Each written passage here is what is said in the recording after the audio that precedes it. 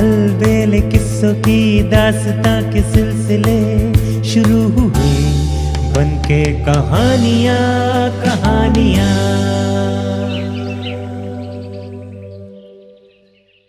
आइए सुनते हैं आज की कहानी कुंवर। आसाम में किसी समय में एक राजा रहा करता था।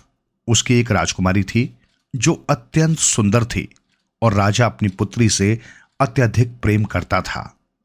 उसने अपने सेवकों को आदेश दे रखा था कि राजकुमारी को प्रतिदिन फूलों से तौला जाए। इस काम के लिए मालिन फूल लाया करती थी। वो महल के बाग से रोज तरह तरह के फूल चुन चुन कर लाया करती थी। मालिन इस बात से बहुत खुश थी कि उसे राजकुमारी के लिए फूल लाने का मौका मिल रहा है। राजमहल के बगीचे में एक सुंदर तालाब था। तालाब में रंग बिरंगी मछलियां थी। एक दिन मालिन जब अपने पति माली के साथ तालाब पर गई तो उसमें सालुक के फूल उगे थे। ये फूल बड़े बड़े सफेद, गुलाबी और पीले रंग के थे। सालुक का फूल कमल के फूल की ही प्रजाति है, जिसमें खुशबू नहीं होती और उसकी सब्जी बनती है। उन फूलों में एक बहुत ही बड़ा फूल भी था, जिसकी सुंदरता से मालिन अभिभूत हो गई और उसने सोचा कि इस फूल को तोड़ लिया जाए तो इसकी बहुत ही स्वादिष्ट सब्जी बन सकती है। उसने उस फूल को तोड़ लिया। माली ने जब घर आकर अपनी कटारी से फूल को काटना चाहा ताकि सब्जी बना सके तो उसमें से एक आवाज आई, मुझे मत काटो, मैं सालुक कुंवर हूं और इस फूल के अंदर ही बैठा हुआ हूं।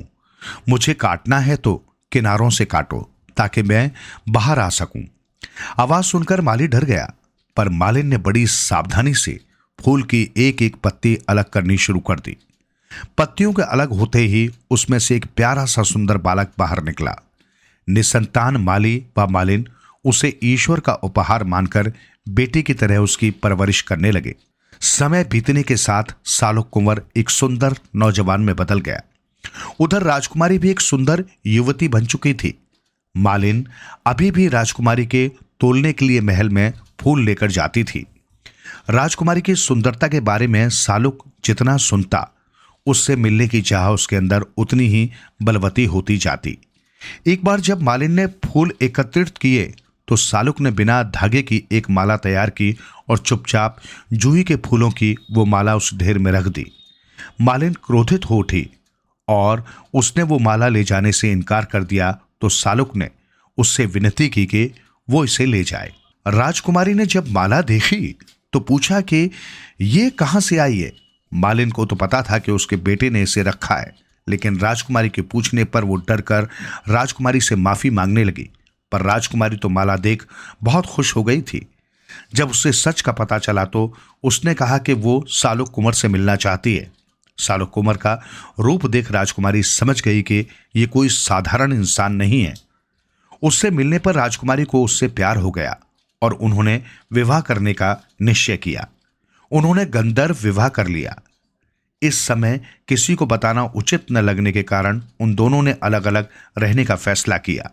सालुक कुंवर सबके सो जाने के बाद रात को मोर पर चढ़कर राजकुमारी से मिलने महल आने लगा।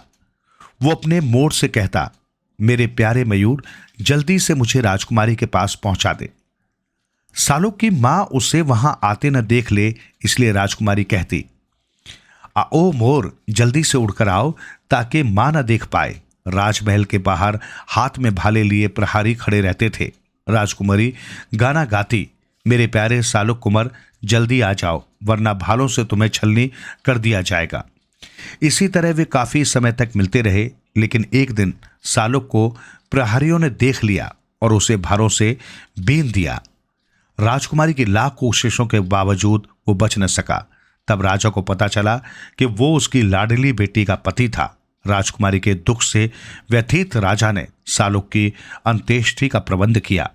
लोग उसकी मृत देह को लेकर शमशान की ओर जाने लगे। तभी वहां एक तोता उड़ता हुआ आया और उसने उसकी मृत देह पर भी अमृत जल छिड़क दिया। अमृत जल के छींटे पड़ते ही सालुक जीवित हो उठा।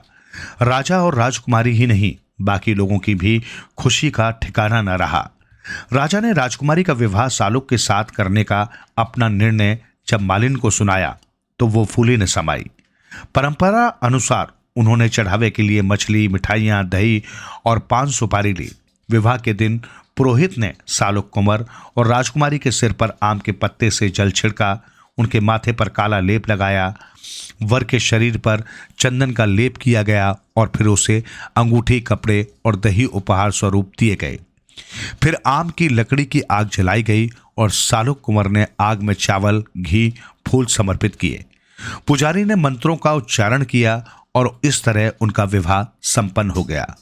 विवाह के बाद राजा ने सालुक को दरबार में एक महत्वपूर्ण पद दे दिया। राज दरबार के कई लोग उससे द्वेष रखने लगे। एक माली के बेटे को अपने बराबर सम्मान पाते देख उन्हें बहुत बुरा लग रहा और वे उसके खिलाफ षड्यंत्र रचने लगे। एक दिन राजा ने अपने सारे संबंधियों को शिकार पर चलने के लिए कहा, पर सालुक कुंवर को यह सोचकर आमंत्रित नहीं किया गया कि वो तो शिकार करना जानता ही न होगा। राज दरबारियों ने भी राजा के कान भरे कि एक माली के बेटे में राजसी गुण कहां से आ सकते हैं।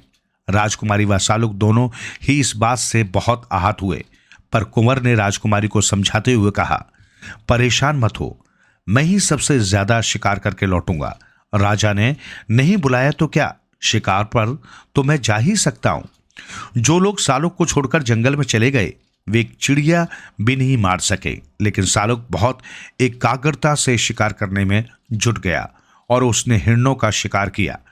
वो ऐसा सबसे छिपकर कर रहा था। शिकार करने के बाद उसने एक साधु का वेश धारण किया और एक पेड़ के नीचे बैठ गया।